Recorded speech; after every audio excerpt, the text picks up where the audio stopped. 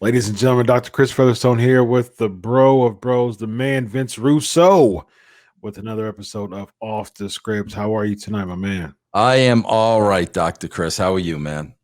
Doing good, man.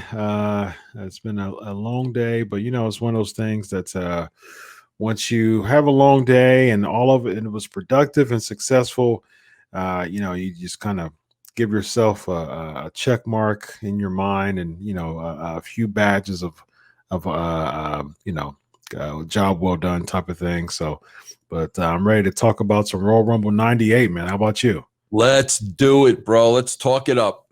Yeah. So, Cactus Jack and Chainsaw Charlie was the first two there. I watched it again, and I'm glad that I watched it because it was fun to watch. Actually, super fun to watch. Now, you had a lot to do with the '98 Royal Rumble, and was Pat Patterson the agent behind that? Always. Yep. Yeah. Who else was involved in the Royal Rumble planning in '98? As far as the creative, Mm-hmm. I believe at that time it's just me, Ferrara, and Vince. Me, Ed, and Vince, I believe at that time. Okay. Now, Tom Brady was the third choice. What was the rivalries behind Tom? Yeah, bro. Bro, he was great, man. Tom Brady was, as Dutch Mantel would say, Tom Brady was a great little hand. But bro, it's always good to you got to get a wrestler in there early. So and that's why that's a perfect spot. Number 3 is a perfect spot for a wrestler like Tom Brady. But yeah, bro, he had his value, man. He had a great look too, man. He was a good-looking guy, man. I don't know why, bro.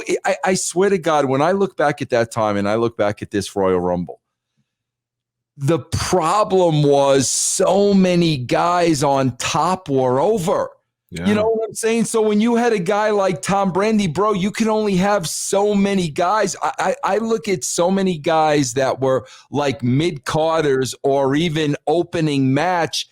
Today, those guys would be huge. Oh, yeah. Absolutely, 100%. Yeah. So I was curious because I was watching. I was like, oh, God, I'm going to ask Vince this. I'm going to ask Vince this. I'm going to ask Vince this. Now, did you come up with Funk being a stocking-wearing chainsaw freak? Bro, do you want to hear the true story behind that? Let's do it. Which is hysterical. See, bro, as we all know, Jim Cornette has an absolute hatred for Vince Russo. Now, let me first say off the bat, that is not I do not hate Jim Cornette at all. Jim Cornette hates me. It's a one-sided thing, okay? Now, bro, part of the reason Jim Cornette hates me was there was a time when it was me, Vince, and Jim booking. Mm-hmm. You could see in those sessions, Vince and I were going this way, and Cornette was going in reverse. Gotcha. And there was a lot of arguments, a lot of disagreements, and we all weren't on the same page. And I'll be honest with you, Jim was not on our page because Vince knew at that point in time that this business needs to evolve. Okay.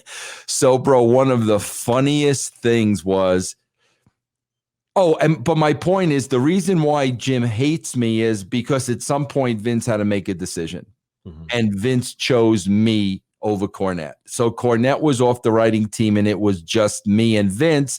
And of course, Cornette's side is that he lost that job and lost that spot because of me. Mm-hmm. No, bro, he lost that spot and cost that spot himself because he wasn't willing to change and adapt. And that's what Vince was looking for. So, bro, during those sessions with the three of us, Cornette, bro, pitched some kind of an angle where somebody is ringside in a box for weeks. And Vince is telling Jim this. I mean, Jim is telling Vince, this is Jim's exact quote. Oh, come on, Vince. Anybody that comes out of a box is over. And like, bro, Vince is looking at me like, bro, like, so to make a long story short, guess who Vince McMahon put in a box? Funk. Terry Funk. So Cornette was pushing. The guy should be in a box. Okay.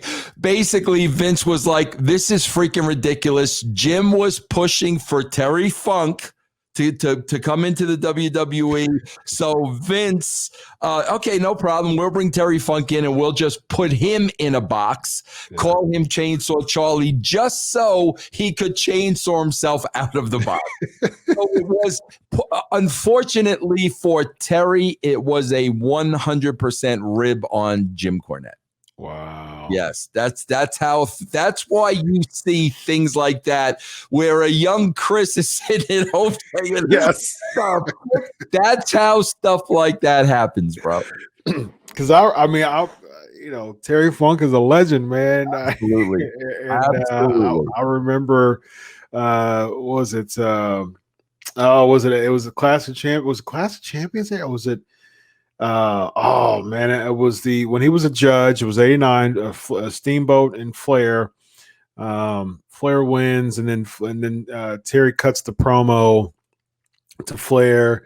He wants to be at the front of the line, and Flair tells him, "Hey, you got to go to the back of the line." And ends up, Flair just getting decimated by Funk, and had a pretty lame looking pile driver, but it was pretty dangerous at that time. I remember I was a little kid. I was like, no, what is going on here? Like, that's how you make a heel. Like, I was Oh, I love Terry Funk. I loved when I got to bring him over to WCW for a little bit. He was like an authority figure, but that was Vince's way of, okay, Jim, you want a box and you want Terry Funk? Well, Terry Funk's going to be the one coming out of the box. So that was the birth of Chainsaw Charlie.